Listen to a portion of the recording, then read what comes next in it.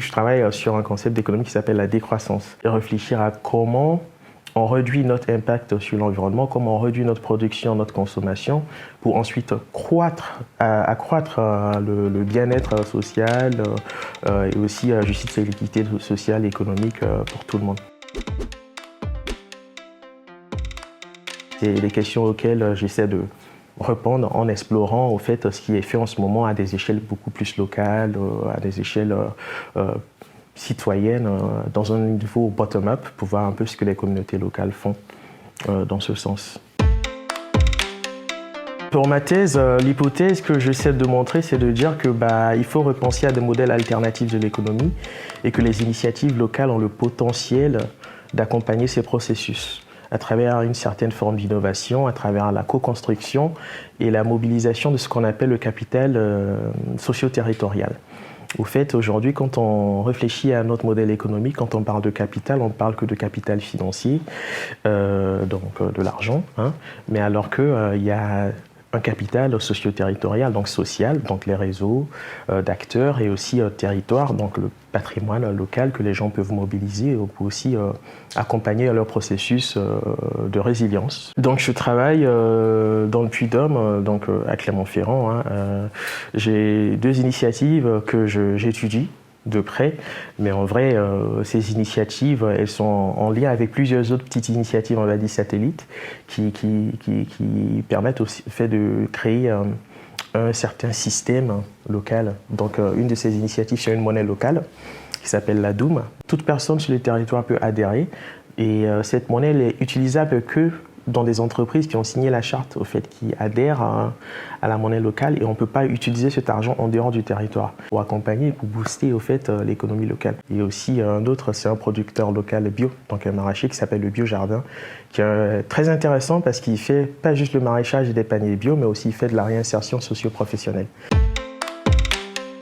Alors, je fais de la recherche-action.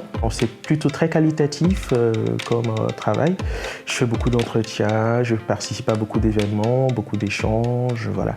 Et c'est vraiment cette notion de co-construction de connaissances aussi, parce que je vais voir les acteurs, mais pas en tant que chercheur, mais quelqu'un qui vient les consulter aussi pour comprendre vraiment ce qu'ils font, parce que ce sont des experts du terroir, si je peux le dire comme ça. Donc c'est des gens qui ont une expertise, qui font des trucs qui pour l'instant marchent pour eux, et que moi je vais puiser dans leur savoir, dans leurs connaissances pour comprendre vraiment ce qu'ils font et comment ce qu'ils font peut accompagner les processus de transformation socio-territoriale.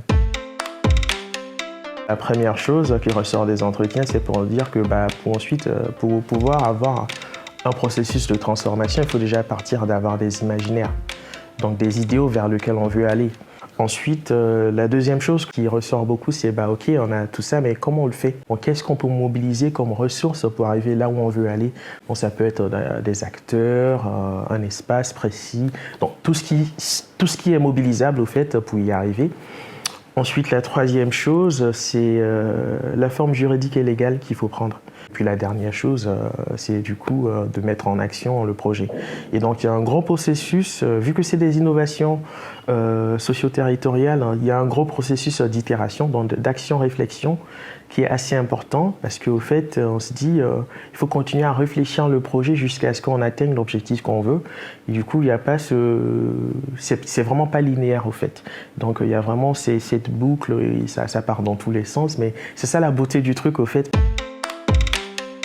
Je trouve que c'est assez intéressant d'étudier ces processus de transformation parce qu'au fait, on parle de crise depuis plusieurs décennies, on parle d'objectifs à atteindre, mais on ne parle pas du comment on le fait, au fait, comment on le praticalise tout ça. Et mon travail, au fait, c'est de réfléchir, d'aller au-delà des rhétoriques et de partir plutôt sur l'aspect pragmatique et empirique des choses. Donc étudier vraiment ce qui est fait et comprendre ce qui est fait pour ce qu'ils sont, au lieu d'essayer de dire que voici le remède, voici comment ça doit marcher, mais dire au fait qu'on doit aller au-delà et que vraiment contextualiser tout ce qui est dit et pouvoir voir comment on peut co-construire l'action à l'échelle locale pour ensuite arriver aux idéaux dont on parle au fait.